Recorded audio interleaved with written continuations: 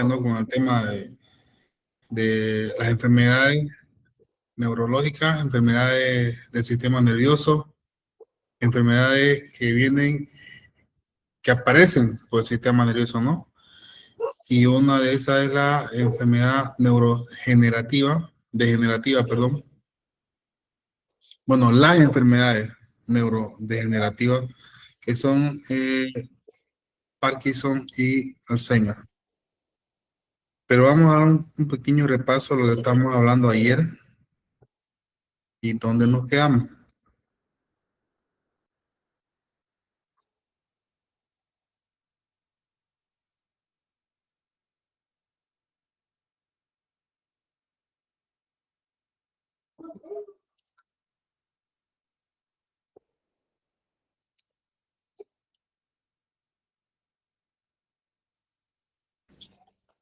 Bueno, de ayer nos avanzamos el sistema nervioso y sus enfermedades, vimos estábamos viendo algunas de ellas y vemos que está dividido, ¿no? El tema de sus enfermedades.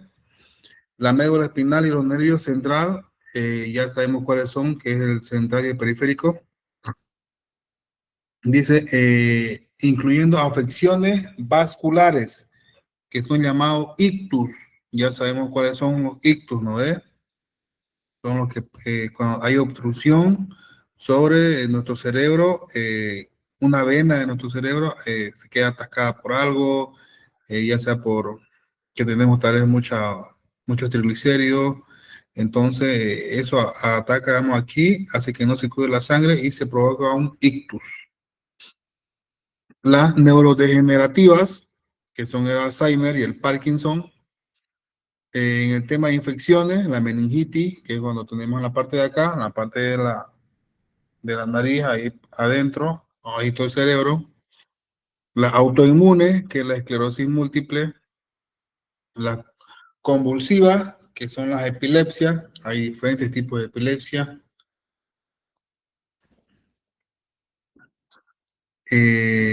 Funcionales, que son las migrañas, digamos que son dolores de cabeza constantemente, que aunque tomes medicamentos, te va a seguir doliendo, te va a seguir doliendo, te va a seguir molestando. Entonces es una enfermedad del sistema nervioso que se llama migraña. Los síntomas incluyen dolor, debilidad, entumecimiento, obviamente en todas estas, ¿no? La unión de todas estas enfermedades son dolor, debilidad, entumecimiento, parálisis o deterioro cognitivo. Cada una de estas enfermedades tiene algo en común, que es el dolor, ¿ya? La debilidad, el entumecimiento, parálisis, como vimos el día de ayer, o deterioro cognitivo en el tema de, como por ejemplo ayer la vaina de mielina, ¿no? Un deterioro cognitivo. Los tipos de enfermedades que tenemos, y estábamos hablando del síndrome de Guillain-Barré, ¿ya? Y vimos que era muy importante y es algo silencioso que puede dar a cualquier edad, ojo, a cualquier edad, aunque es más común en adultos, ¿ya?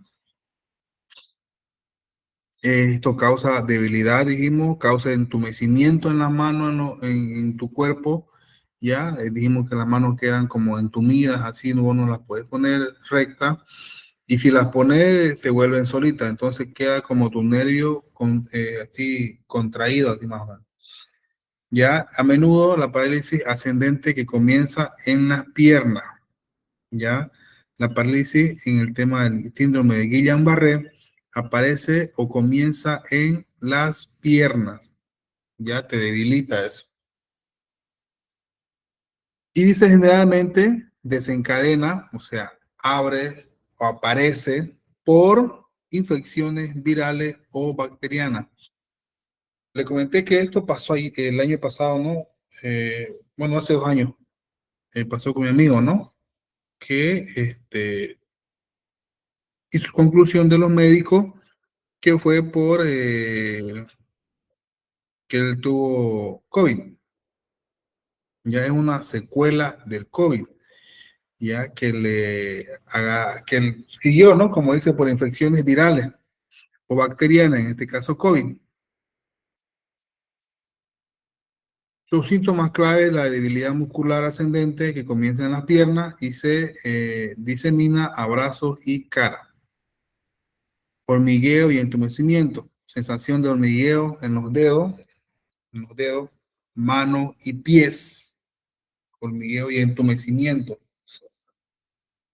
Obviamente, al entumirse tu pie, tu mano, en el tema de tu pie no puedes caminar, tu mano no puedes agarrar, no puedes comer, no puedes agarrar una cuchara, no puedes tener esa libre motricidad de poder agarrar un vaso, algo para tomar agua.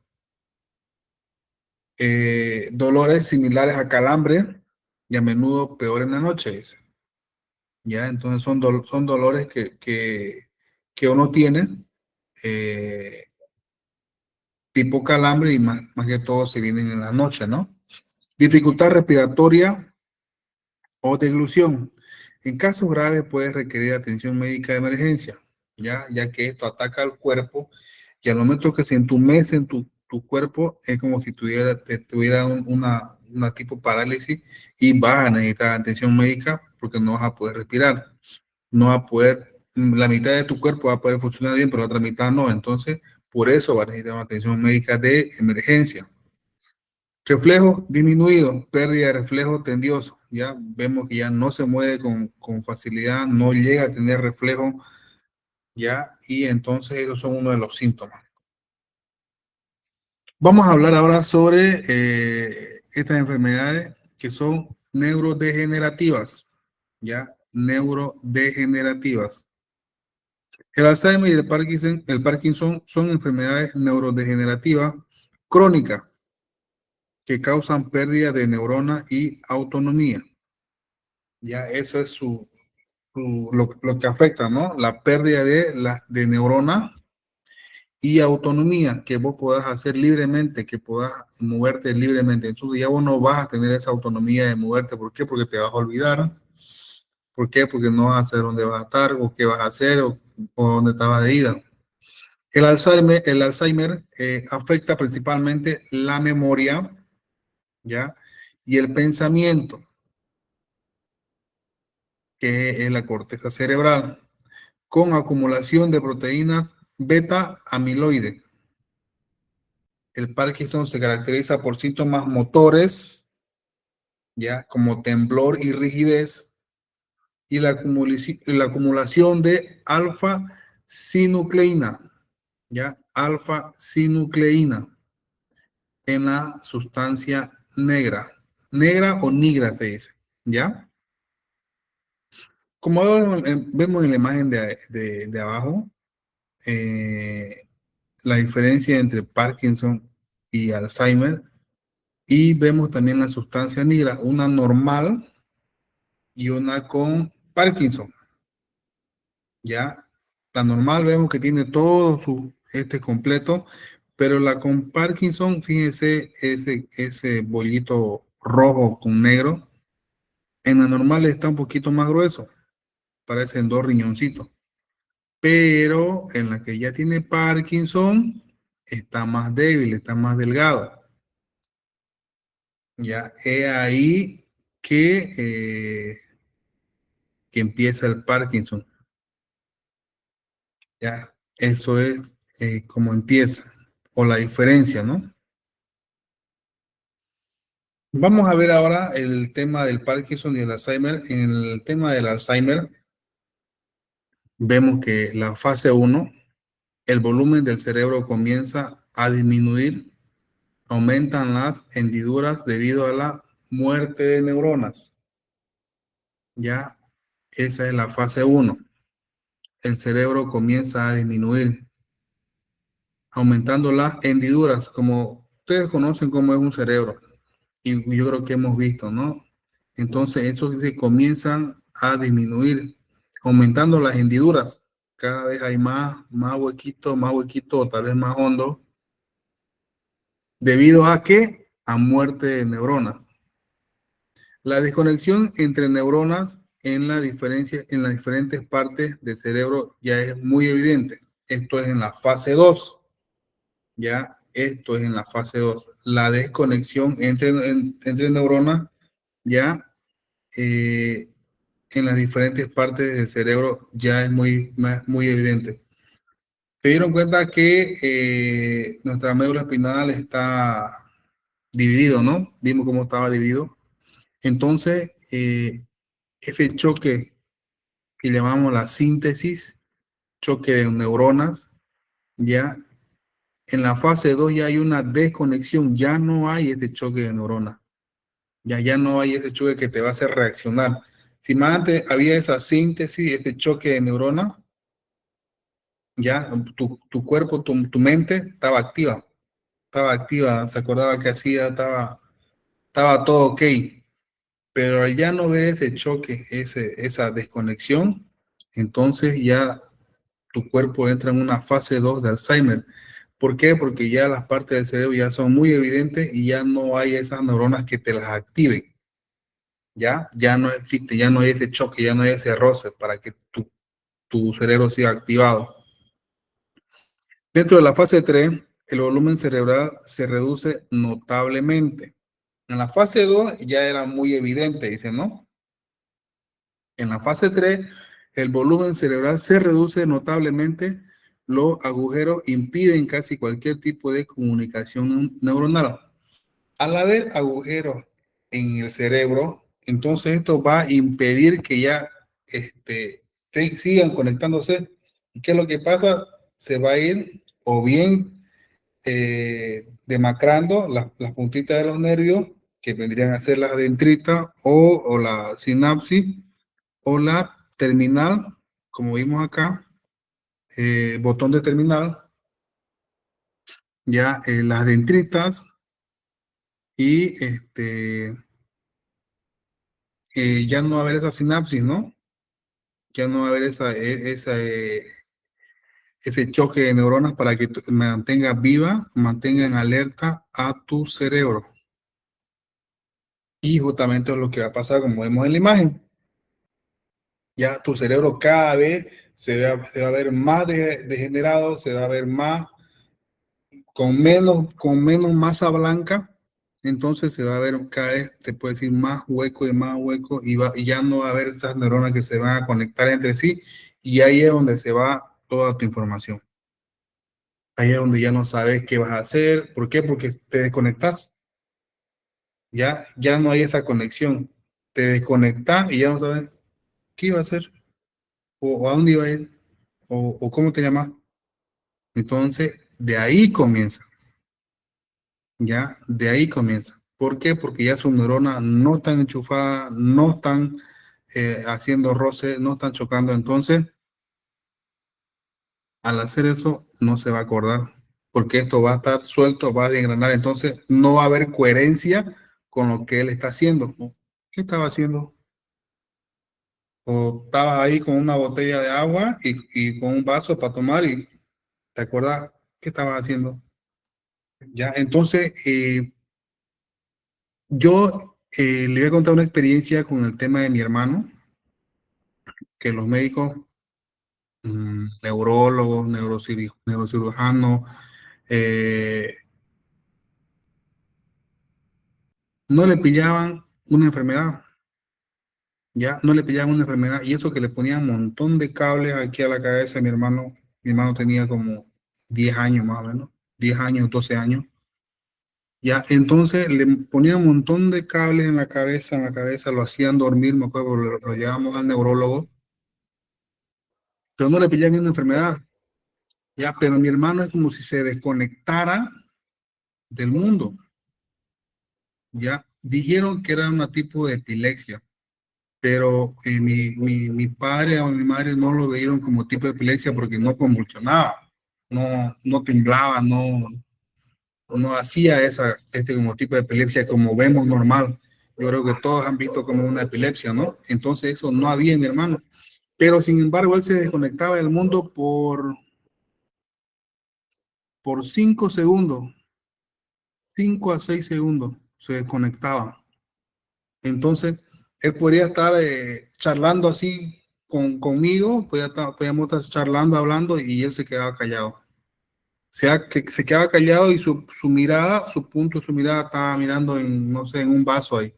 Se quedaba en un vaso y yo le hablaba, oye hermano, y le hablaba y él no me escuchaba. Lo movía, oye, te estoy hablando, y no me escuchaba. Y ya después pasaban los 5 segundos o 7 segundos y él recién reaccionaba. Y yo me decía, ¿qué pasó? ¿Por qué me estabas empujando? Entonces él estaba por un momento perdido de su mundo, perdido donde estábamos nosotros. Y obviamente yo como hermano mayor a veces le hacía ver, este me la está charlando, hermano, ¿no? O no quiere hacer caso cuando le conviene. Entonces yo agarré y cuando él le pasaba eso, cuando no me escuchaba o se perdía o ponía sus puntos de mirada en un solo lado, en una botella, en un vaso, no sé, en algo, en un punto fijo. Pero yo lo movía y él no movía su mirada. Entonces, ¿qué era lo que yo hacía? Empecé a pellizcarlo aquí en el hombro. Yo lo pellizcaba así para ver si es que él en realidad era verdad o era mentira, ¿no? Que él se desconectaba del mundo.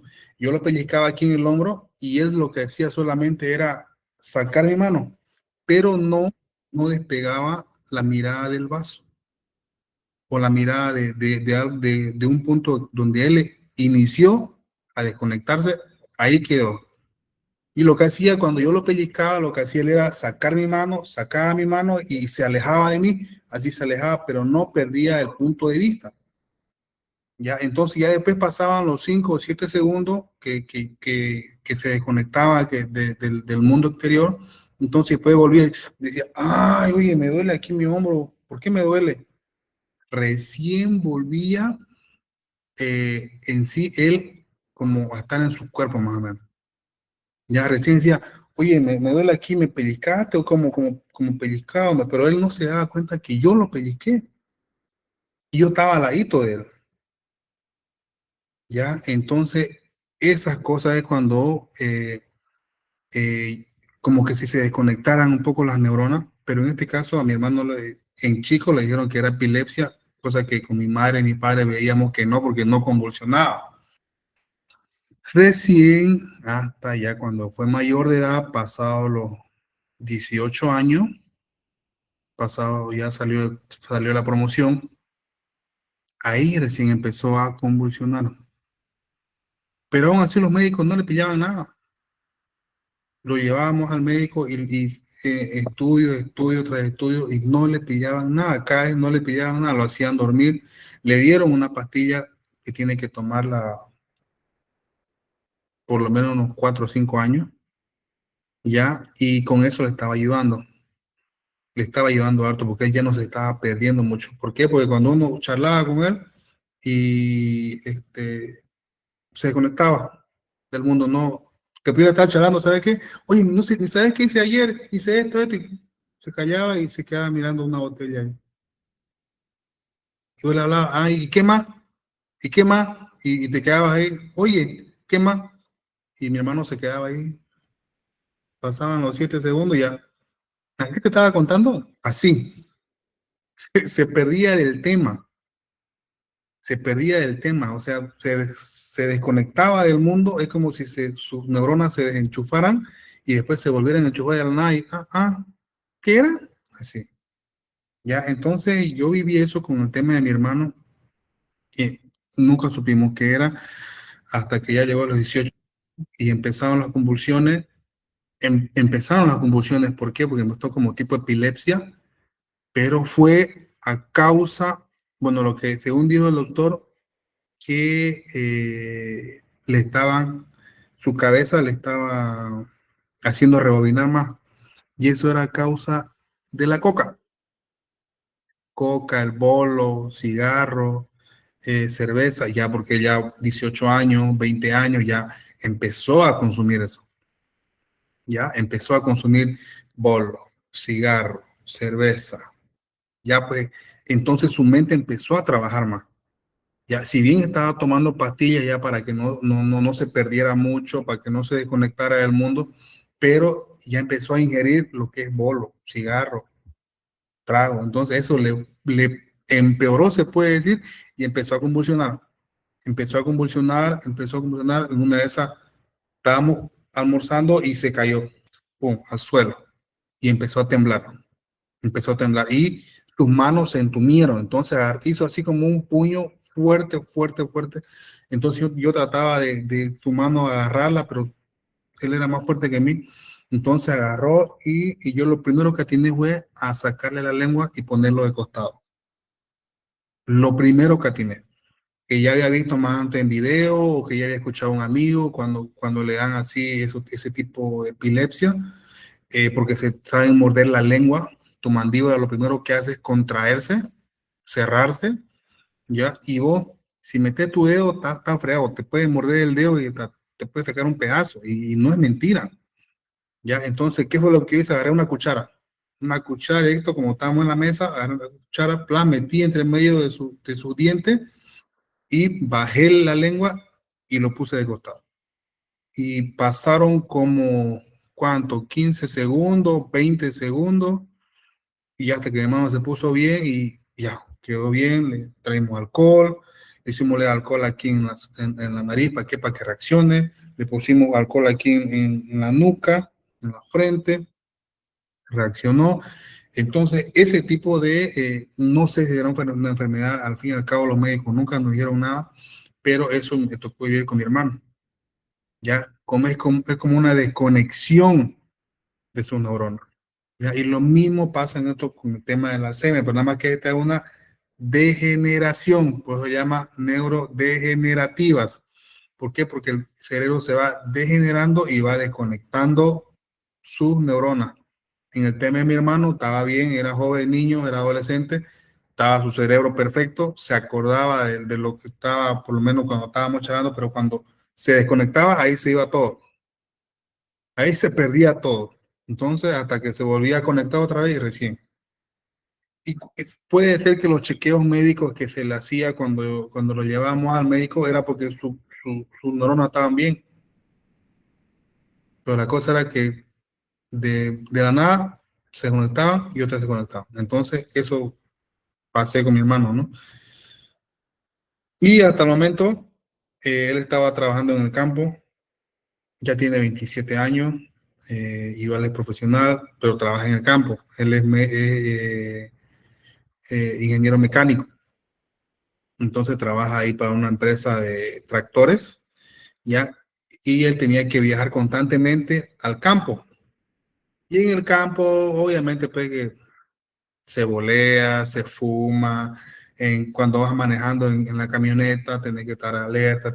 Y ellos obviamente volea. Y él cuando estaba con su pastilla no le pasaba nada. Pero ya empezó a volear y como le digo, y él se dio cuenta, ya los médicos también le dijeron que deje el bolo y por lo menos deje el cigarro para probar. ¿Y qué fue? Dejó eso y bien, belleza, está bien. Ahora en la actualidad, ya póngale consumo de alcohol, sí, pero tiene que tomar sí o sí sus pastillas. Y cada vez que él corta un día, tiene que empezar de nuevo y esto es por 5 años. No, deja de tomar un día, tiene que empezar otra vez de 0 a 5 años. Deja de tomar un día, tiene que comenzar de 0 a 5 años. Y así la va llevando mi hermano. Lleva una pastilla que tiene que tomar. Ya, entonces, eso es el tema en el tema del Alzheimer. Es como que si se desconectaran las neuronas. Ya, en el tema del Parkinson, ya hay lentitud, cambio de velocidad, temblor, desequilibrio. Algo muy peculiar en el tema del Parkinson, dice, es la pérdida del olfato. Ya, es muy peculiar. Ya, y la disfagia en el estómago. Ya esos son uno de los síntomas más comunes en el Parkinson. Lentitud, cambio de velocidad, que ya no puede caminar rápido, sino lento, temblores. Creo que el más conocido es el temblor y creo que todos lo hemos visto o por lo menos lo hemos vivido con algunos de nuestros abuelos, ya, abuelos o bisabuelos, ya el temblor en las manos o hay uno que es en la cabeza. Ya, yo conozco un señor que que trabaja de mototaxi, pero es en la cabeza, sí tiene un tipo de Parkinson muy especial, se puede decir. Y él está manejando moto y así hace. Pero maneja bien, digamos. Y su único es que está así, hace esto. ¿Ya? Entonces, hay tipos, ¿no? de Parkinson. Y como dice la pérdida del olfato, el desequilibrio, por eso ya andan con bastón. La semejanza entre el Alzheimer y el Parkinson ya es progresiva, ambas son progresivas, crónicas y avanzan con la edad. Ya, mientras uno es más viejito, ya va alcanzando más edad, entonces son crónicas y avanzan con la edad. Depósito de proteínas, ambas implican la acumulación de proteínas anormales en el cerebro. Ya, ambas implican la acumulación de proteínas anormales en el cerebro.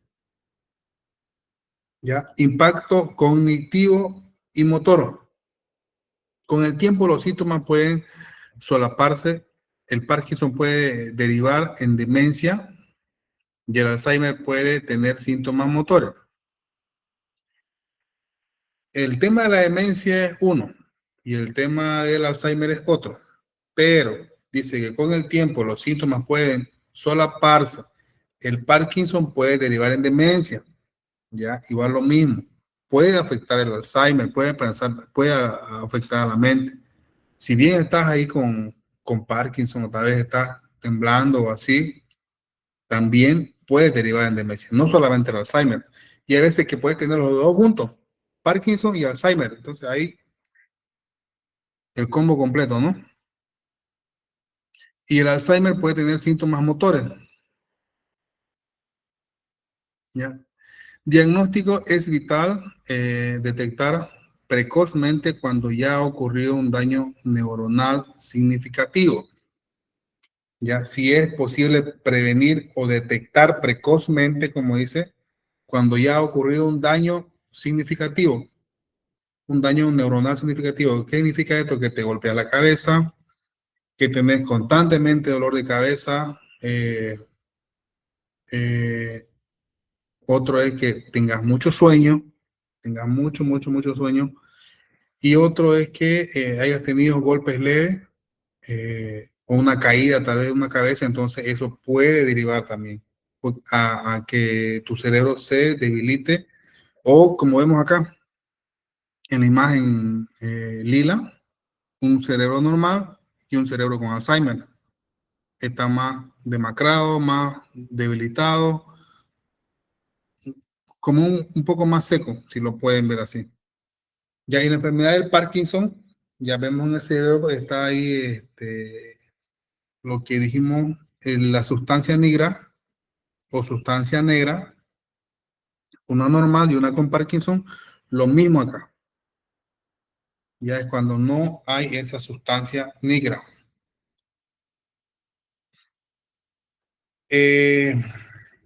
Causas y factores del Parkinson: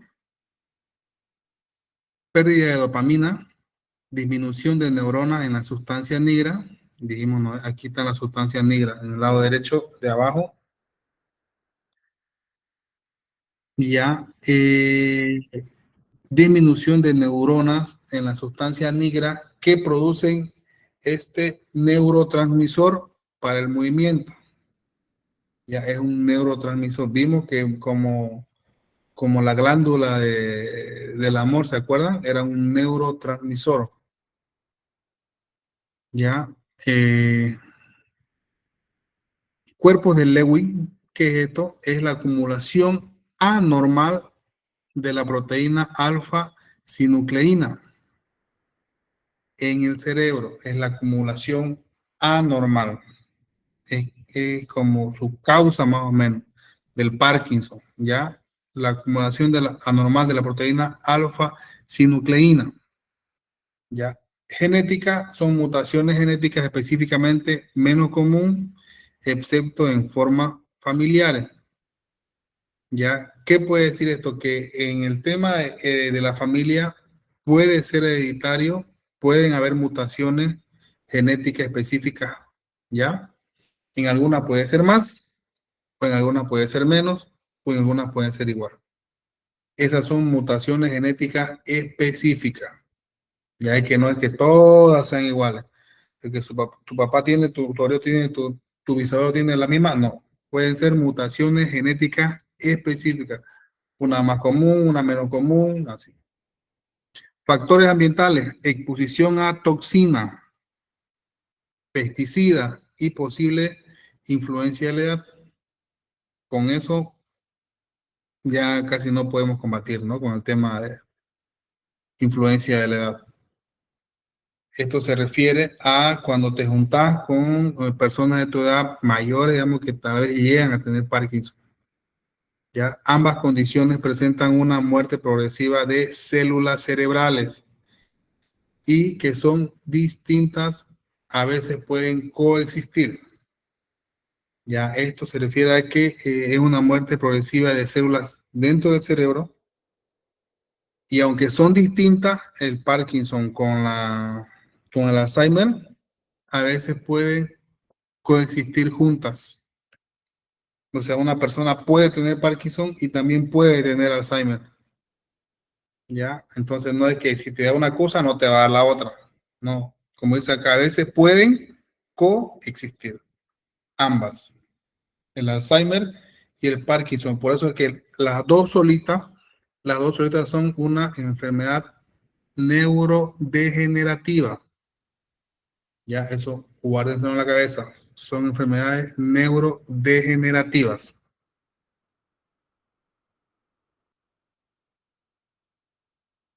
Como vemos en la imagen, la enfermedad del Parkinson, la sustancia negra es ahí donde está el circulito negro y ahí están las neuronas.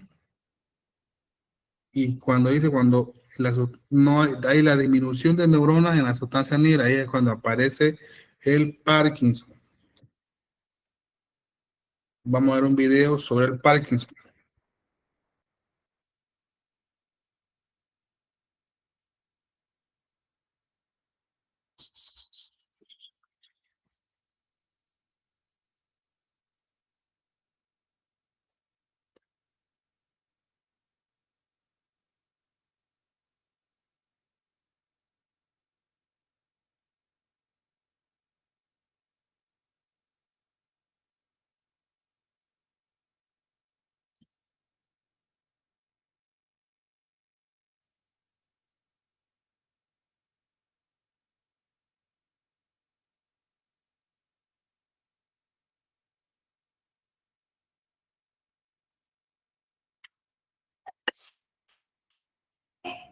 Vamos a ver un video sobre la esclerosis múltiple.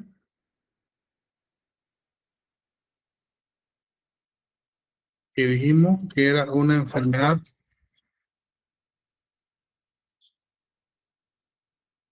La esclerosis múltiple es una enfermedad autoinmune.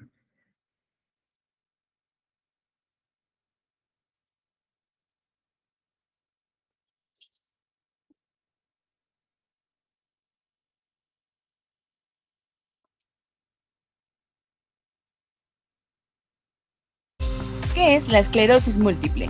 Es una enfermedad autoinmune en donde el sistema inmunológico ataca por error las células nerviosas en el cerebro y la médula espinal.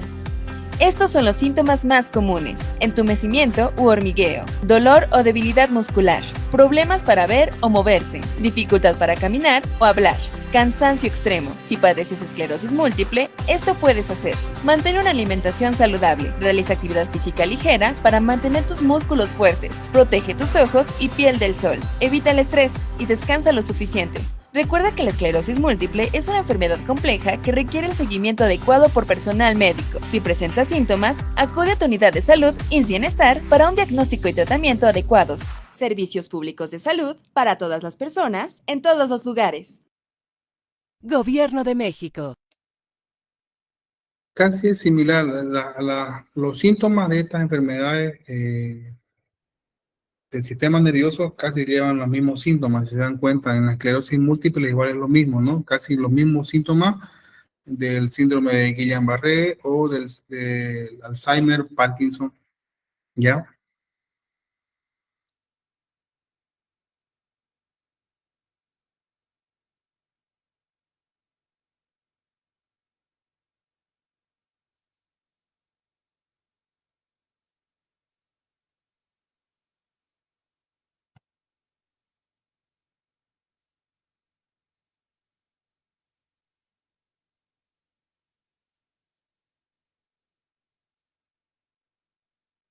Esclerosis múltiple.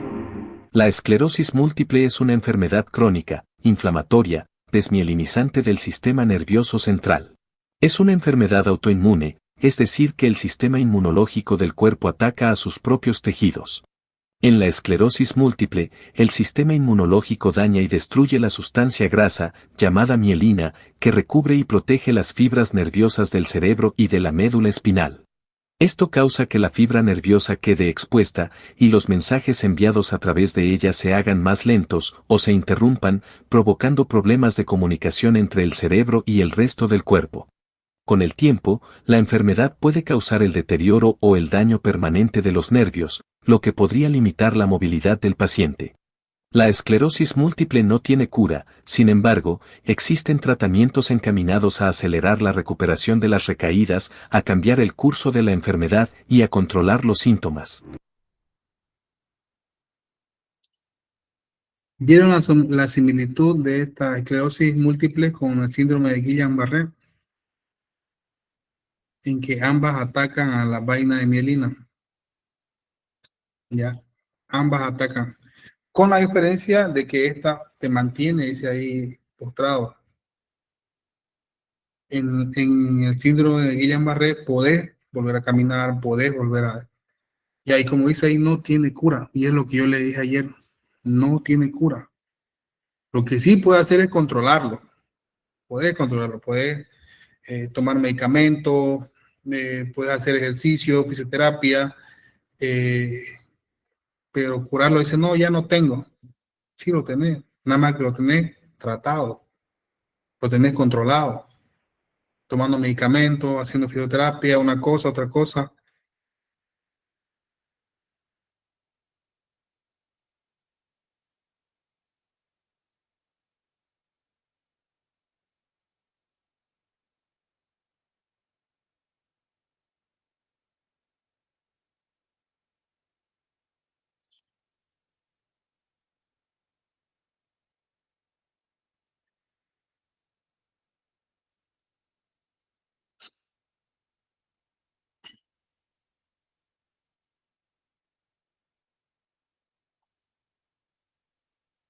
Paciente en hospital con... Me parece que el Alzheimer puede... Tengo un paciente en hospital con enfermedad de Parkinson y hace cierto tiempo llegó alguien que ya tenía Alzheimer, demencia pues en etapa avanzada. Los dos tienen algo en común. Llegaron al hospital porque empezaron con delirio, dificultad respiratoria y tuvieron neumonía. Uno está en tratamiento ahorita, el señor que tiene Parkinson, que ya tiene 74 años, y la paciente que tuvo el Alzheimer se logró dar de alta. Lo que te quiero decir con este video es que, aunque son enfermedades neurológicas con comportamientos en general muy distintos, el punto común entre las dos es que la principal causa de muerte es una neumonía. Si tú tienes un familiar que tenga Parkinson o que tenga Alzheimer, que no se te olvide aplicarle las vacunas contra neumococo que se aplican cada 5 años, que está disponible de manera gratuita en el sector salud y pues ya ni se diga particular. Y también cuando sea la temporada le dejas caer la de influenza, que se empieza a aplicar entre octubre y noviembre de cada año. Tómalo en cuenta. Tengo un paciente en hospital con enfermedad de Parkinson y hace cierto tiempo llegó alguien que ya tenía Alzheimer, demencia pues en etapa avanzada. Los dos tienen algo en común. Llegaron al hospital porque empezaron con delirio, dificultad respiratoria y tuvieron neumonía. Uno está en tratamiento ahorita, el señor que tiene Parkinson, que ya tiene 74 años, y la paciente que tuvo el Alzheimer se logró dar de alta. Lo que te quiero decir con este video es que aunque son enfermedades neurológicas con comportamientos en general muy distintos, el punto común entre las dos es que la principal causa de muerte es una neumonía. Si tú... Eso es aparte de lo que tienen en común, ya, tanto el Alzheimer como el Parkinson, como dijo aquí el doctor, ¿no? Son enfermedades neurológicas que comúnmente llevan síntomas neurológicos, pero la principal causa de muerte es una neumonía. En ambas, tanto en el Alzheimer como en el Parkinson. Ey, me parece que el Alzheimer puede ser reversible, ¿eh? No, una vez que te dicen eso ya no se puede hacer nada. Se sabe que es una consecuencia de que tu cerebro esté inflamado. Explícame, paso a paso. ¿No es una acumulación de proteínas beta amiloide y proteínas tau? Claro. Bueno, ¿por qué se acumulan si esas proteínas normalmente están en nuestro cerebro? No es que se crea, no es una malformación genética. Las proteínas son hasta necesarias fisiológicamente en nosotros. Sí. Las proteínas beta amiloides normalmente ayudan para la plasticidad neuronal, la reparación neuronal y claro, obviamente si están funcionando mal empieza a dañarse el cerebro y demás. Las proteínas tau sirven para el transporte neural y claro, si esta falla es como si la neurona colapsa. Si nos vamos a las causas del por qué estas proteínas empiezan a funcionar mal y lo arreglamos, no tendría por qué progresar esta enfermedad. O sea, a nadie le conviene que la gente sepa esto porque se sana, se cura y no es rentable. Es como que hay que hacer algo y mientras más rápido obviamente mejor. Pero me da cosa porque es un poco polémico el tema. Todas estas proteínas se dañan porque hay una inflamación. No solamente en el cerebro, sino en el cuerpo. Porque si las células inflamatorias están bum, bum, bum, bum, bum, bum, pueden pasar por una barrera hasta el cerebro. El cuerpo se inflama, ¿por qué? Porque hay infecciones en el cuerpo, ya sea bacterias, virus, hongos, parásitos. Porque comemos mal, poco antioxidante, fibra, vitamina. Porque no estamos durmiendo lo suficiente, se puede ir limpiando el desecho cerebral por las noches, diríamos. Se sabe que el ejercicio aumenta el BDNF, que es como un fertilizante en el cerebro, porque la persona deja de hacer ejercicios cognitivos, estimulantes y demás. La función del cerebro no depende solo de una neurona, sino depende de las conexiones que hay entre ellas. ¿Escucharon eso? La función del cerebro no depende de una sola neurona, sino de la función, la conexión que hay entre ellas. Ya, ténganlo bien en cuenta eso. Es decir, que nosotros como médicos dejamos que la inflamación continúe, que los déficits energéticos se cronifiquen, obviamente después va a ser irreversible en años. Inflamación, inflamación, inflamación. Esta estructura axonal, estos microtúbulos en la que está formada, colapsaran, se agregaran, se apelmazaran y la sinapsis ya empieza a fallar. ¡Pum! Colapso sináptico y demencia clínica. Eso es un colapso sináptico, una demencia, que es cuando ya se unen hacen muchas uniones de las neuronas y estas se juntan y es cuando empezás a tener demencia. Ya ahí es cuando empezás a tener demencia, a hablar cosas incoherentes. Cuando dices, este está loco, digamos, ¿no? Entonces empezás a hablar cosas que no van al caso, cosas incoherentes o cosas, digamos, que están charlando y vos te pasás a otro tema. Ya son un tipo de demencia, cuando ya tus neuronas te chocan entre sí. Si ya hay células que están muertas y por algo tenemos la neuroplasticidad, es decir que nosotros podemos mejorar las conexiones entre otras neuronas. Estructuralmente no se puede hacer nada, pero funcionalmente se puede hacer un montón. Nosotros podemos bajar la inflamación, mejorar el metabolismo cerebral, optimizar la sinapsis y se mejora la función. Eso de no poder hacer nada, falso. Médicos dicen que no es reversible porque, claro, estructuralmente no te puedo dar el cerebro que tenés antes. Pero el objetivo no es ese, el objetivo real es mejorar la función, frenar la progresión, mejorar la calidad de vida. Si para vos esto tiene sentido, mándaselo a todas las personas que conocen o que tienen un diagnóstico reciente de Alzheimer, demencia y demás. En otro reel te voy a decir todos los tratamientos que se pueden hacer para lograr ese objetivo. Y si no, te espero en el consultorio para explicarte cada vez con más profundidad por una medicina mucho más integrativa. Ey, me parece que el Alzheimer puede... Ya hay algo importante, ¿no? Que dijo esta señorita. Y nos dijo todo a la vez el tema del Alzheimer. Ya que se puede, ella, según ella, se puede curar, pero dijo la otra persona que no le conviene. Ya, entonces son cosas que tienen que ver.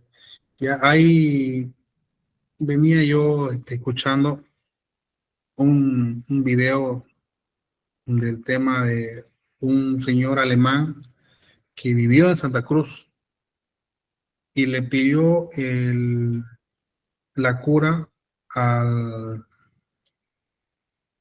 cuando tenía reumatismo. Ya, y obviamente una empresa grande, farmacéutica, se lo quiso comprar para que no lo utilicen. Gracias.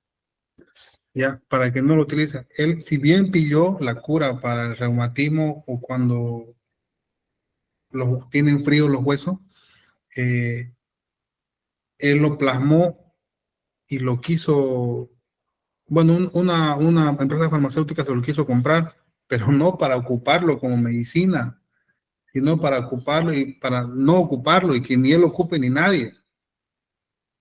Ya, para eso. Ya, y entonces el señor no lo vendió, se lo guardó, y recién el señor murió en el 2001, entonces creo que los hijos recién van a querer sacarlo eso para darle a una empresa farmacéutica para que lo haga. Todos los apuntes que tuvo su papá, para que se pueda hacer una medicina para eso.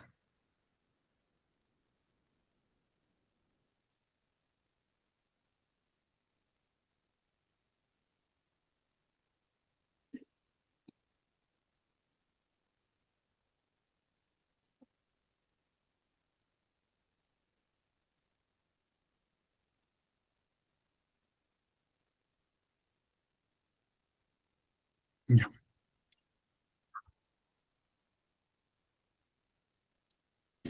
James Parkinson escribió un artículo titulado Sobre la parálisis temblorosa, en el que escribió un síndrome que progresaba con el tiempo y en el que se presentaba una mezcla de temblor y parálisis. Y aunque él lo etiquetó como parálisis agitans, el neurólogo francés Charcot en 1861 lo rebautizó como enfermedad de Parkinson. Algo similar ocurrió en 1901 cuando el psiquiatra Louis Alzheimer identificó un caso de una enfermedad neurodegenerativa en una mujer de 51 años. Y solo 10 años después, en 1910, se registró en la literatura científica como enfermedad de Alzheimer.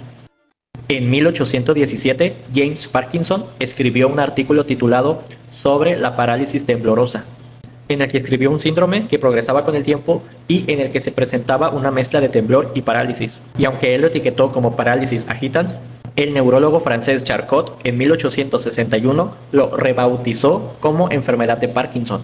Algo similar ocurrió en 1901 cuando el psiquiatra Louis Alzheimer identificó un caso de una enfermedad neurodegenerativa en una mujer de 51 años. Y solo 10 años después, en 1910, se registró en la literatura científica como enfermedad de Alzheimer. En 1810.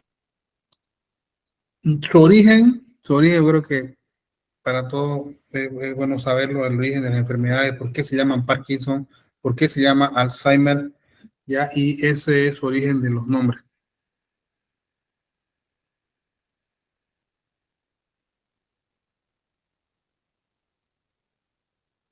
Dice Marco Velarde, un tratamiento largo, dice, ¿a qué se refiere un tratamiento largo?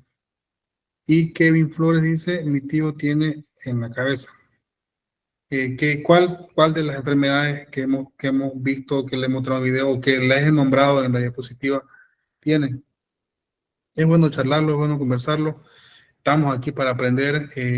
Yo les conté sobre mi experiencia propia. con un familiar mío, con un familiar cercano como es mi hermano. Entonces, donde no le pillaban ninguna qué enfermedad era, pero nosotros le decíamos los síntomas y los médicos no nos decían nada. Kevin dice Parkinson, de Parkinson.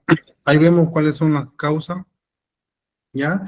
Y hay que ponerle su vacuna del neumococo, como mencionó, y la influenza, porque dijimos que, cuando vimos el video, que mayormente la muerte viene por parte de la neumonía, en ambas partes, tanto en Alzheimer como en Parkinson. Entonces, hay que cuidarlo bien en ese tema de los pulmones. Ya, entonces, es bueno conversar, sacar nuestras dudas, eh, conversar, charlar de nuestros pensamientos, nuestra experiencia propia. Yo personalmente doy gracias a Dios que mi hermano está bien, está trabajando, su vida es normal, trabaja bien, trabaja en una empresa bien. Entonces, lo único que él tiene que tomar sus pastillas, ya, y no tiene que bolear ni fumar, nada de eso. Y va a mantener una vida normal.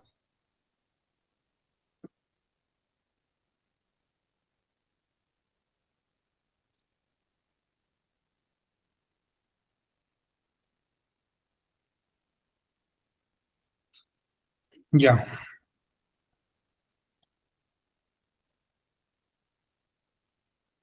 Parkinson, vamos a hablar sobre la división del sistema nervioso. El sistema nervioso se divide anatómicamente en dos partes principales. Sistema nervioso central, que es SNC, compuesto por el encéfalo y la médula espinal, y el sistema nervioso periférico, SNP, ya es lo que estábamos viendo. Como vimos en la anterior diapositiva, pero aquí ya más concentrado, ¿no?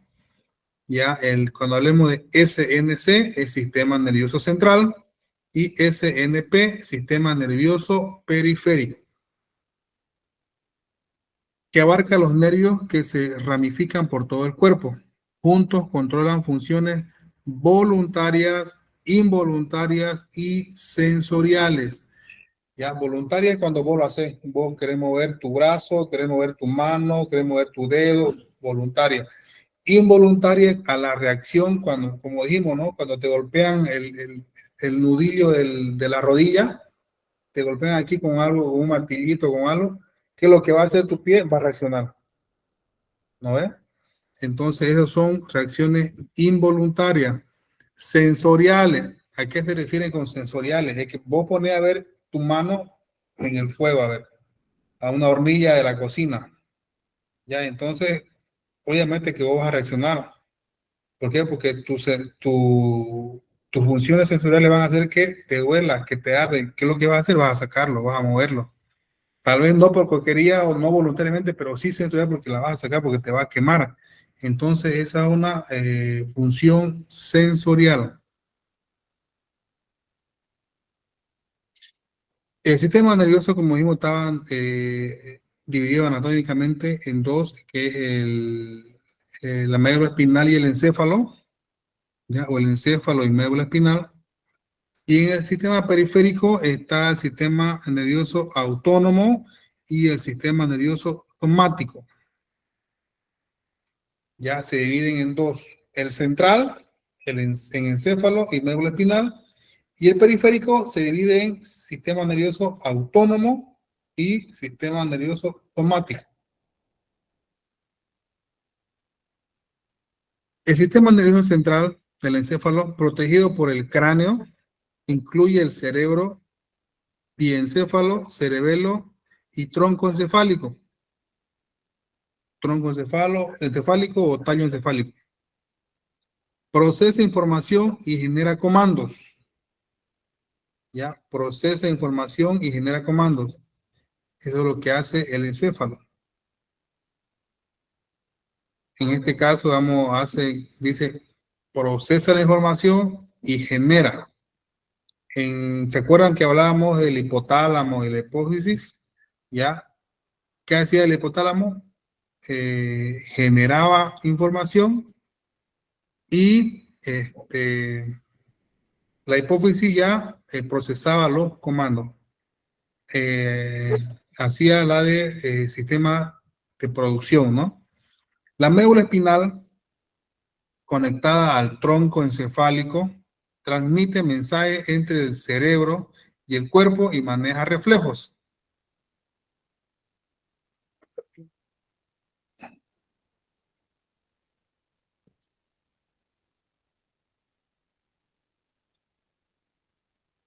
Eso es lo que hace la médula espinal.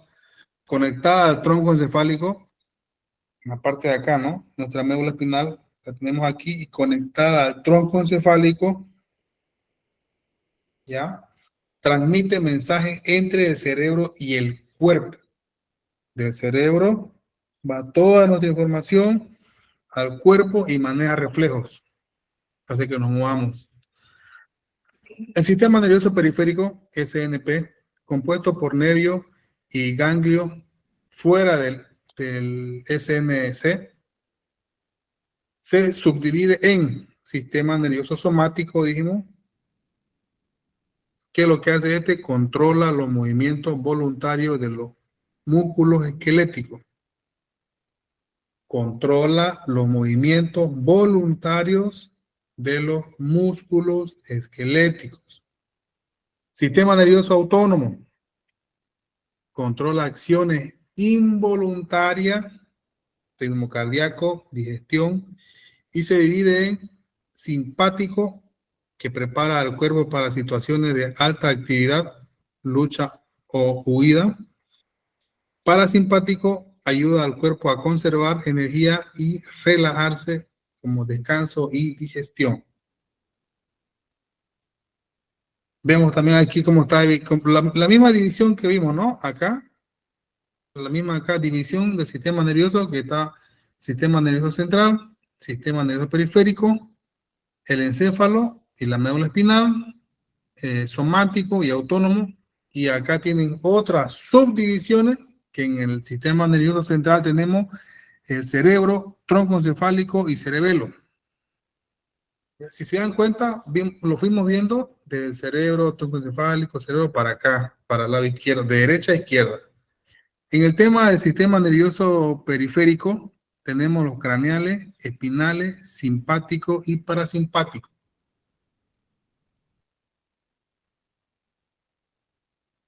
Vimos en la anterior diapositiva, el encéfalo es un órgano principal del sistema nervioso central situado dentro del cráneo, que controla funciones vitales, movimientos, emociones, pensamientos y memoria en los vertebrados, compuesto por miles de millones de células nerviosas. Se dividen estructuralmente en tres partes principales: el cerebro, el pensamiento, funciones superiores, el cerebelo, que es equilibrio y motricidad, y el tronco encefálico, que es la unión con la espina, con la médula espinal. El tronco encefálico tiene funciones automáticas.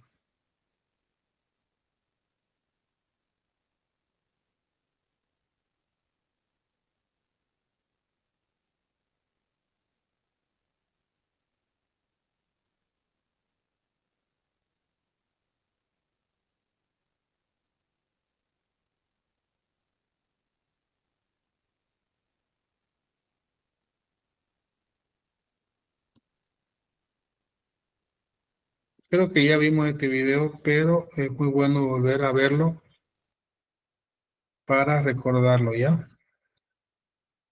Partes del encéfalo, así que no olvides seguirnos y comencemos a hablar del tema. El encéfalo está compuesto del cerebro, del cerebelo y del tallo encefálico. El cerebro va a ser el compuesto más grande del encéfalo y aquí podemos encontrar lóbulos superficiales como lo son el lóbulo frontal, el lóbulo parietal, el lóbulo temporal y el lóbulo occipital. Aquí hay diferentes núcleos para diferentes funciones que se llevan en el organismo. Tenemos al tallo encefálico, el cual está compuesto de tres estructuras: el mesencéfalo, que va a ser la puerta de entrada para los estímulos que lleguen y su posterior distribución.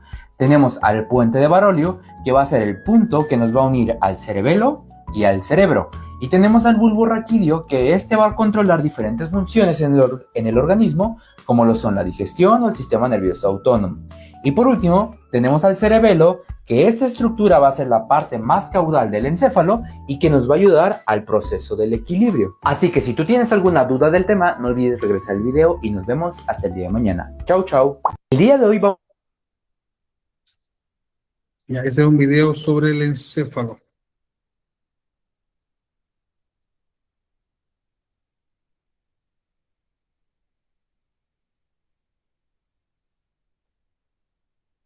El cerebelo o cerebro pequeño es una estructura fundamental del sistema nervioso central ubicada en la fosa craneal posterior, detrás de aquí del tronco encefálico.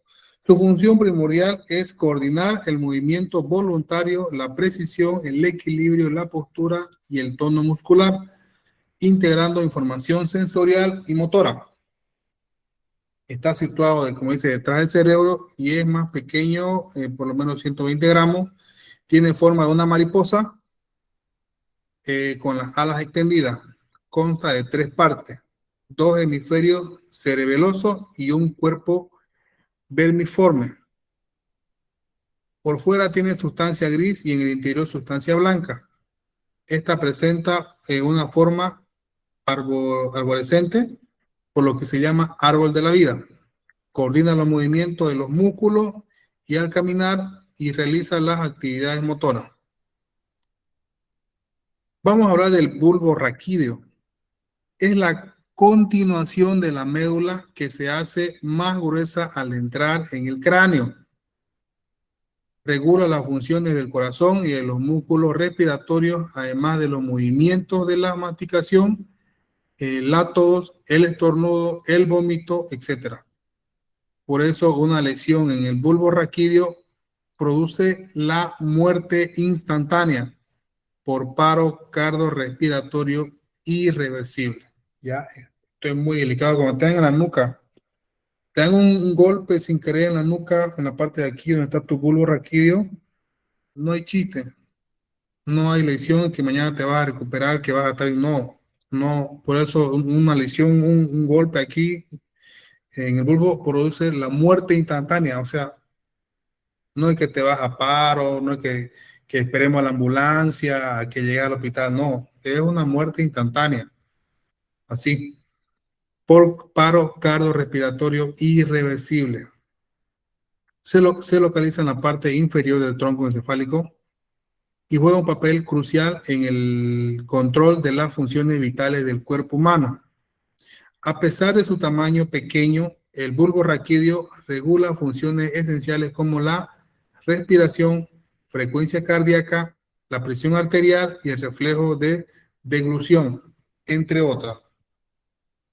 A eso se refiere con el bulbo raquídeo.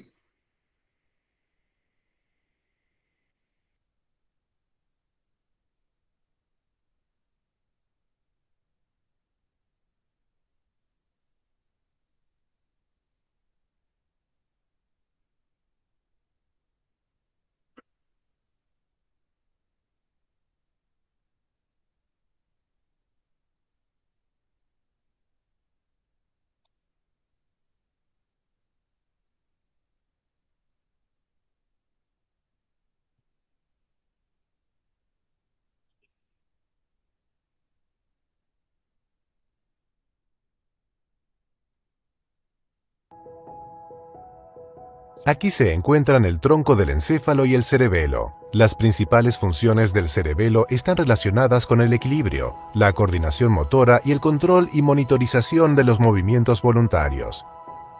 El cerebelo ocupa la mayor parte de la fosa craneal posterior. Se encuentra bajo el tentorio o tienda del cerebelo. Para una mejor observación del cerebelo, es mejor visualizarlo de forma aislada.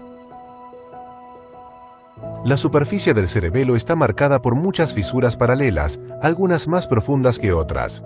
La fisura primaria divide el cerebelo en un lóbulo anterior pequeño y un lóbulo posterior más grande. Una hendidura en la cara inferior divide el cerebelo en 2 hemisferios. unidos en la línea media por el vermis. Este se extiende desde la parte más superior hasta la más inferior. Aquí se muestran los pedúnculos cerebelosos, los superiores desde el mesencéfalo, los inferiores desde la médula oblongada y los medios que se continúan con el puente.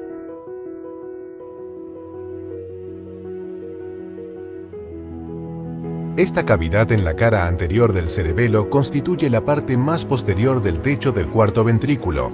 Es esta parte en el modelo. Observemos el cerebelo.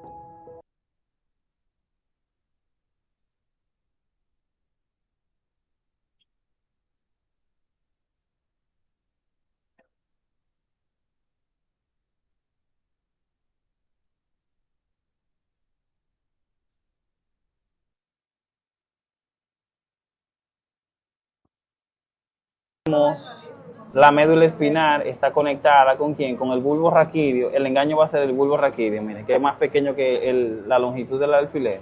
Desde ahí hasta ahí es bulbo raquídeo. Ese bulbo raquídeo. Ese pedacito. Más pequeño que una de las falanges que nosotros tenemos, la falange del meñique. Entonces, esa es la parte más importante del encéfalo, el bulbo raquídeo, porque se encuentra ahí el centro cardiorrespiratorio. Aquí tenemos la médula espinal, está conectada ¿con quién? Con el bulbo raquídeo. El engaño va a ser el bulbo raquídeo, miren, que es más pequeño que la longitud del alfiler. Desde ahí hasta ahí es bulbo raquídeo. Ese bulbo raquídeo. Ese pedacito. Más pequeño que una de las falanges que nosotros tenemos, la falange del meñique. Entonces, esa es la parte más importante del encéfalo, el bulbo raquídeo, porque se encuentra ahí el centro cardiorrespiratorio. Aquí tenemos la médula espinal. Es el centro cardiorrespiratorio. Así como lo ven de pequeñito que es, ¿no es? Vieron cómo era la médula espinal y él lo vio que era menos que un meñique, el bulbo raquídeo. Ya, pero es el centro cardiorrespiratorio.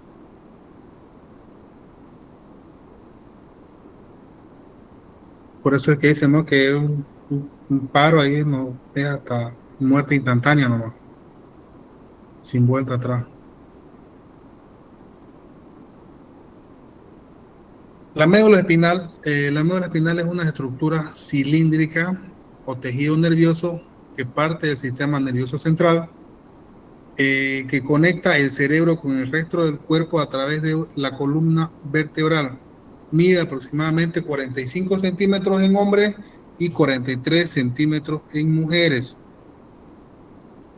extendiéndose desde el bulbo raquídeo hasta la zona lumbar y transmite señales nerviosas, motoras y sensoriales.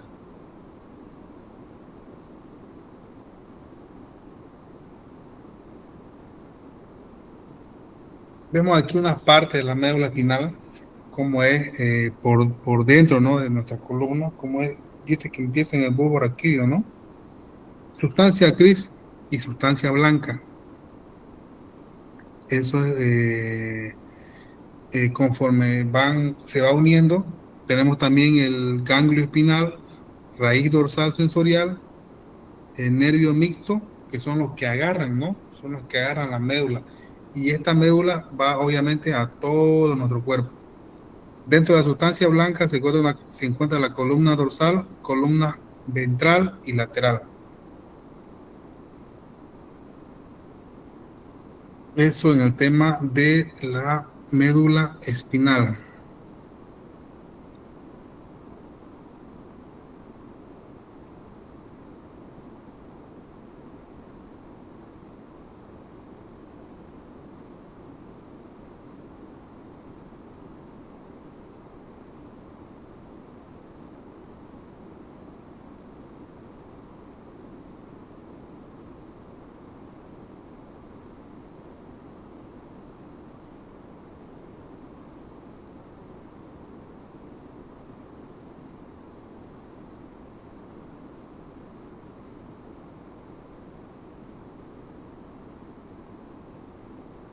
La médula espinal es una estructura vital del sistema nervioso central que se extiende desde el cerebro hasta la parte inferior de la espalda.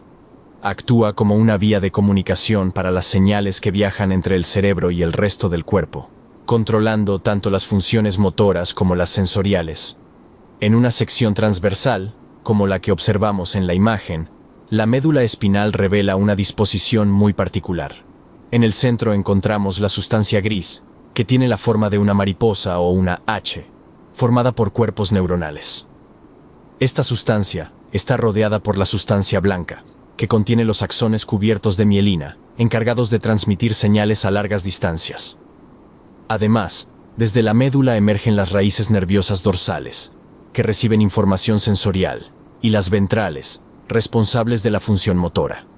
Todo esto está protegido por las meninges, capas que envuelven la médula espinal, y la columna vertebral, que sirve como una armadura ósea para salvaguardar su integridad. Gracias por ver el video.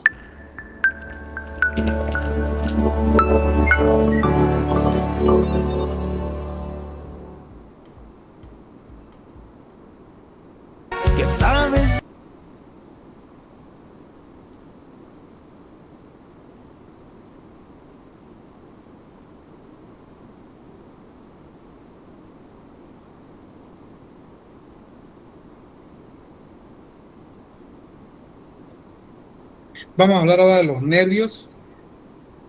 Los nervios son estructuras del sistema nervioso periférico formados por haces de fibra, formados por haces de fibra nerviosa o lo que nosotros llamamos axones, axones, que transmiten impulsos eléctricos y químicos entre el cuerpo y el sistema nervioso central, que es cerebro y médula espinal.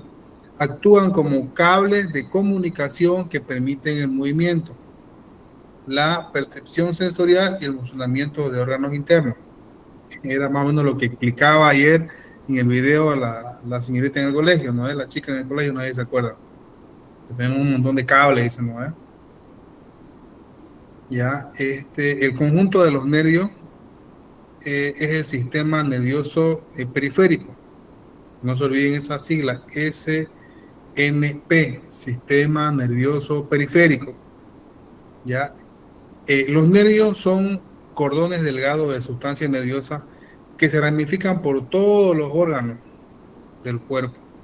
Unos salen del encéfalo y se llaman nervios craneales y otros salen a lo largo de la médula espinal, son los nervios raquídeos. Como dicen, están divididos en dos. Unos salen del encéfalo, de la parte de acá, que vienen y nos rodean por toda nuestra cara. Por toda nuestra cara. De aquí sale parte del encéfalo y para que tengamos motillas sensoriales en toda nuestra cara. Nuestra cabeza, cara, todo. Lo que sale de aquí atrás es acá. Y también tenemos,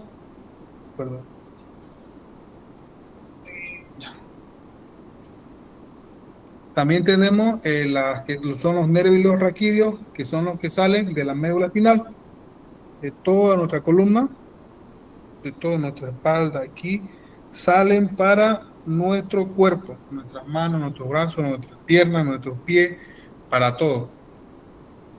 Y como ustedes lo ven en la imagen están divididos así, o distribuidos por todo nuestro cuerpo. Como dice, tenemos 86.000 millones de neuronas o nervios, ¿no? Que dijimos que estaban en otra diapositiva, que están por todo nuestro cuerpo. Cada nervio cuenta una historia de cómo tu cuerpo y mente se comunican. Cada neurona, cada nervio que tenemos cuenta la historia de cómo tu cuerpo y tu mente se comunican.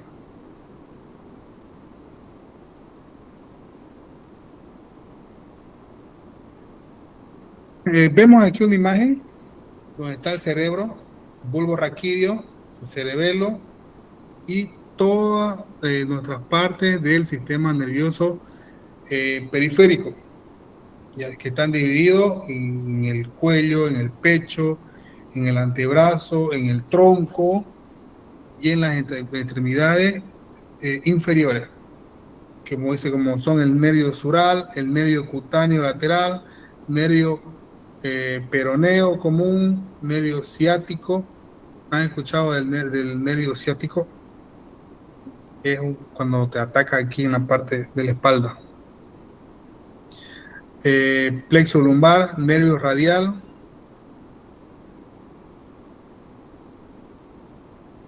A eso se refiere con los tipos de nervios que tenemos dentro de nuestro cuerpo.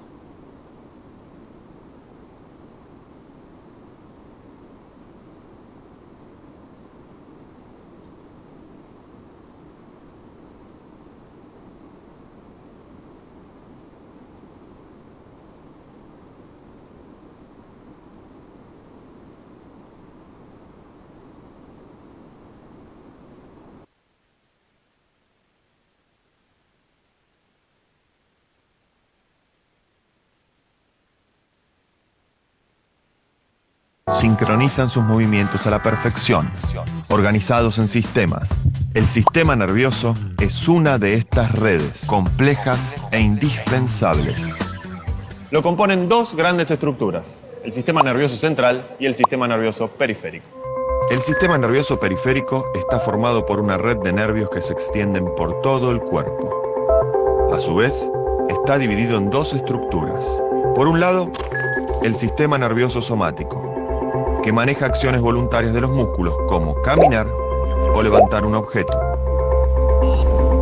Cuando actúa, las fibras nerviosas llevan la información a los músculos para que el cuerpo realice una determinada acción. Por otro lado, está el sistema nervioso autónomo, encargado de controlar las acciones involuntarias. El sistema autónomo se encarga de funciones como la contracción y dilatación de los vasos sanguíneos, la sudoración, la dilatación de las pupilas o la excitación sexual.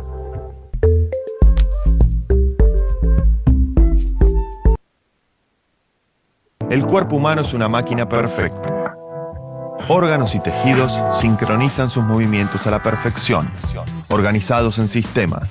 El sistema nervioso es una de estas redes, complejas e indispensables. Lo componen dos grandes estructuras, el sistema nervioso central y el sistema nervioso periférico. El sistema nervioso periférico está formado por una red de nervios que se extienden por todo el cuerpo. A su vez, está dividido en dos estructuras. Por un lado, el sistema nervioso somático, que maneja acciones voluntarias de los músculos como caminar o levantar un objeto. Cuando actúa, las fibras nerviosas llevan la información a los músculos para que el cuerpo realice una determinada acción. Por otro lado, está el sistema nervioso autónomo, encargado de controlar las acciones involuntarias. El sistema autónomo se encarga de funciones como la contracción y dilatación de los vasos sanguíneos, la sudoración, la dilatación de las pupilas o la excitación sexual.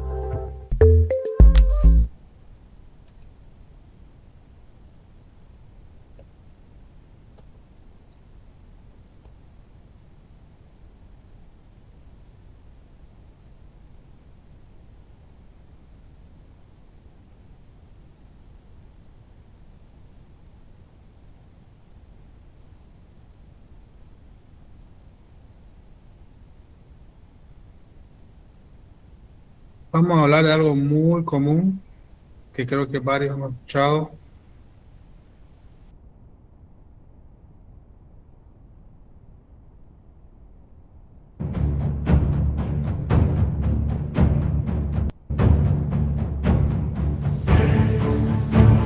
Todo esto lo que ven es el nervio ciático.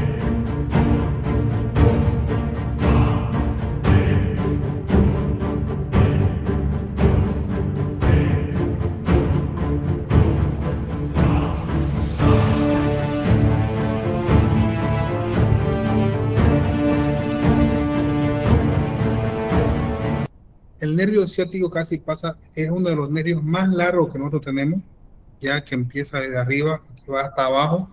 Es uno de los nervios principales y casi siempre ataca en la zona lumbar, ya en la parte de la espalda, abajo, ahí siempre casi ataca o tiene dolor.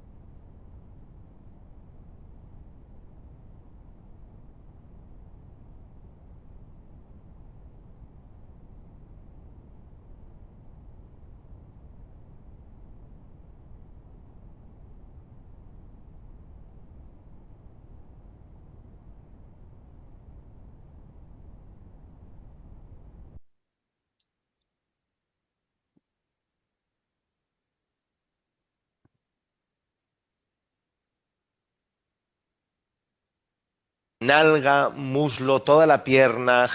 Dolor que puede ir desde la nalga, muslo, toda la pierna, gemelo, profundo, intenso, constante. Es un dolor que, aunque lo busques y quieras tocarlo, no lo vas a encontrar. No vas a decir aquí, mira aquí donde me aprieto, aquí me duele. Y cuando me aprieto me duele más. No varía con ese tipo de palpaciones, no lo encuentras. Es un dolor, insisto, constante. Puede tener sus ratos mejores y sus ratos peores, pero no es un dolor que varía de una forma considerable con los movimientos, ¿sí? Obviamente, si estresas al nervio, si lo tensas, va a doler más, pero no es un dolor que cambie de una forma fácil con los movimientos, ¿de acuerdo? Puede ir acompañado de parestesias o hormigueos, especialmente en el pie, en diferentes zonas, según de qué manera se esté comprimiendo el nervio ciático. Puede haber parexia o pérdida de fuerza.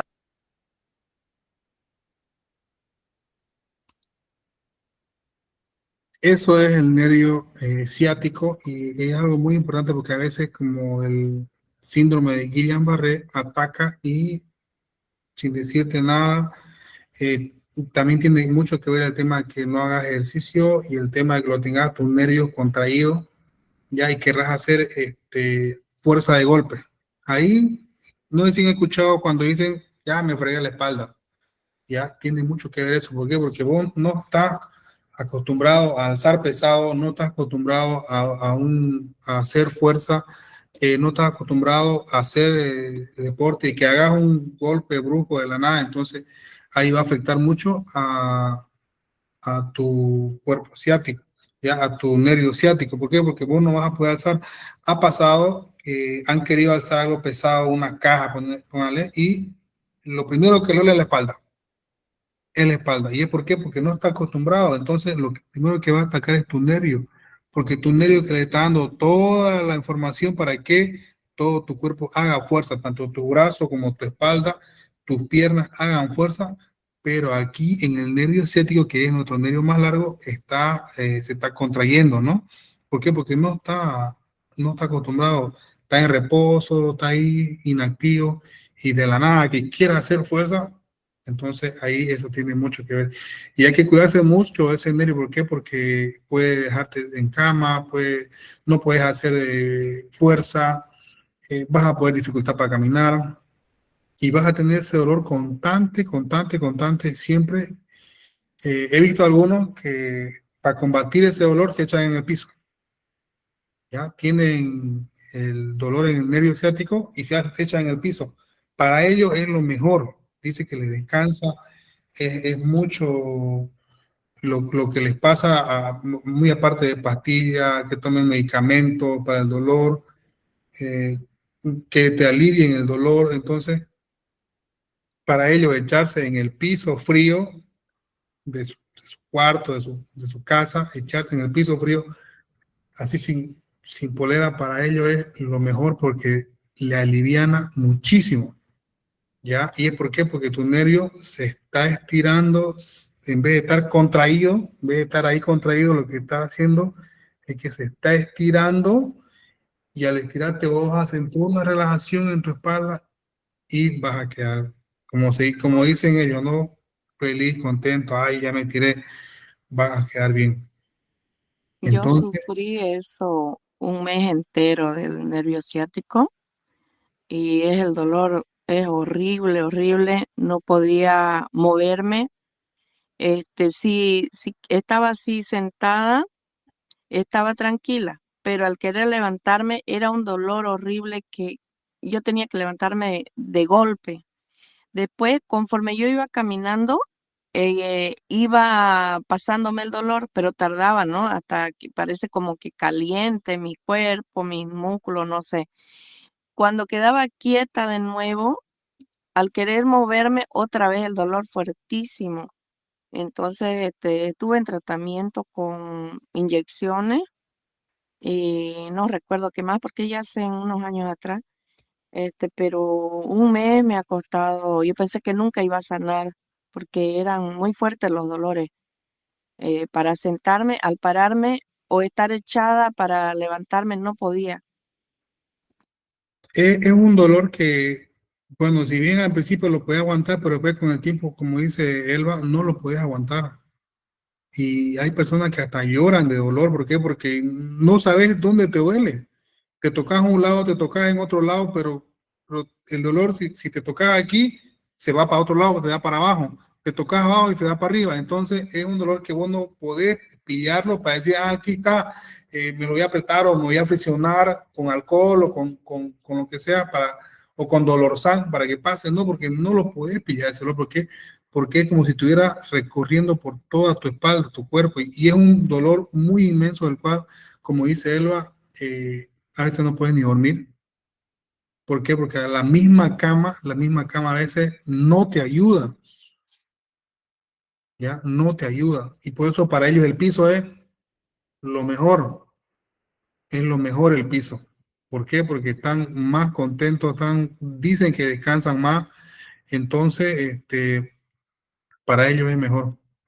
Les estoy pasando los videos para que puedan guiarse, para que puedan estudiar si desean. ¿Alguien tiene alguna pregunta para que podamos aquí charlar?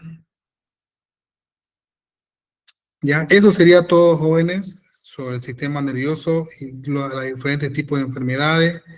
Vimos que en todo lo que hablamos hay muchísimas enfermedades de las cuales tenemos que cuidarnos. El tema de la biología es muy importante para nuestro cuerpo. No me deja copiarlo los links. Lo estoy pasando normal, como lo pasé los otros. Así lo estoy pasando.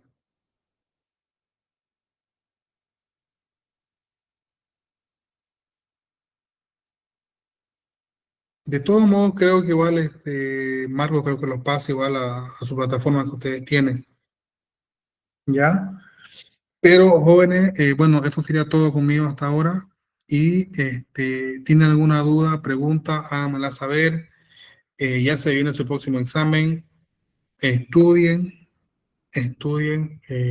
Espero verlos acá como estudiantes y como futuros profesionales, dependiendo a qué carrera, ¿no? van a elegir. Siempre deseándole lo mejor, siempre deseándole éxito y no se pongan nerviosos. Yo pasé lo mismo que ustedes. Ya, yo pasé lo mismo que ustedes. Nada más que el mío fue el PCA fue el mío. Sí, fue un solo examen y era al chao. Ustedes tienen 2 exámenes. ¿Ya? Y yo no tuve tiempo de estudiar fue un examen y listo, digamos, ¿no? Fue nomás lo que aprendí en ese entonces era cuarto medio, fue lo que aprendí en cuarto medio, en mi promoción, y ya, a estudiar, digamos.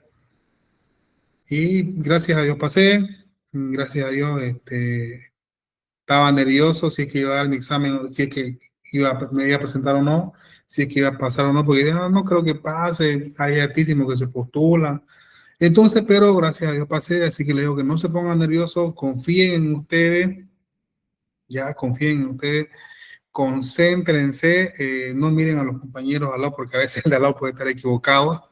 Entonces, ustedes crean en lo que ustedes han estudiado y el que estudia, o por lo menos lo lee, va a saber de lo que le van a preguntar. ¿Ya? Por lo menos una leidita. Bueno, yo en mi caso ya no logré estudiar, bueno, ya, una leída. Al menos cuando estaba en colegio, me tocaba exponer, ay, no estudié, bueno, una leída. Entonces eso no se acostumbra, ¿ya? Y tenés que aprender a interpretar las cosas y verlo y a relacionarlo para poder dar un buen examen, ¿ya? No bueno, en mi tiempo era al quinto, era bueno, encerrar A, B, C, D, digamos, ¿no? Bueno, al quinto ya es, ¿ya? Entonces ustedes respondan a su criterio, conforme ustedes han estudiado. Ya, chicos, les deseo todo el éxito del mundo, de verdad. Vamos a vernos la próxima clase el miércoles. Ya para dar un último repaso de todo, si tienen alguna pregunta igual, háganmelo saber ahí, escríbanlo para despejar todas sus dudas. Estimado Marcos.